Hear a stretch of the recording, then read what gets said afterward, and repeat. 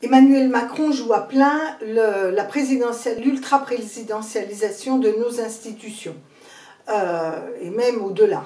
La Ve République prévoit effectivement une certaine présidentialisation qui a été largement accentuée avec la mise en œuvre du quinquennat et l'inversion du calendrier, mais plus encore avec le changement constitutionnel qu'avait initié Nicolas Sarkozy.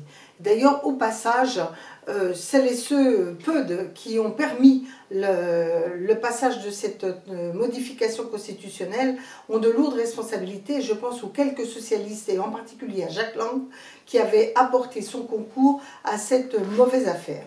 La thèse de tout cela est d'aller vers une présidentialisation à l'américaine. Mais là, vaste fumisterie, parce qu'aux États-Unis, le Parlement a de réels contre-pouvoirs. Or, dans notre République, rien n'est fait pour justement donner à notre Parlement ses contre-pouvoirs face au président de la République. Alors aujourd'hui, je reste convaincue qu'il est essentiel de transformer nos institutions. J'ai toujours plaidé pour une république, une 6e république parlementaire. Il faut continuer le combat, mais pas simplement en disant demain on rase gratis. Je propose que nous mobilisions à travers un référendum d'initiative populaire qui existe, même s'il est très bridé dans nos institutions, pour que le peuple dise ça suffit, nous voulons de nouvelles institutions, des institutions qui permettent au peuple de se faire entendre. Reste que ces institutions existent et qu'il faut utiliser tous les leviers pour faire entendre l'intérêt général et la voix de nos concitoyens.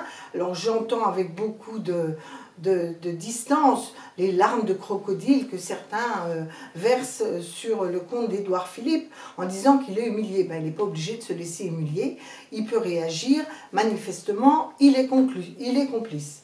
D'autres nous disent qu'il ne faut pas y aller, il faut boycotter. Je peux comprendre cet argument. Pour ma part, j'irai à Versailles parce que je crois que c'est au sein des institutions qu'on doit mener le combat. Mais en tout cas, nous devons converger pour les transformer en profondeur. Reste que l'essentiel aujourd'hui, c'est la politique qui va être proposée, qui va être menée.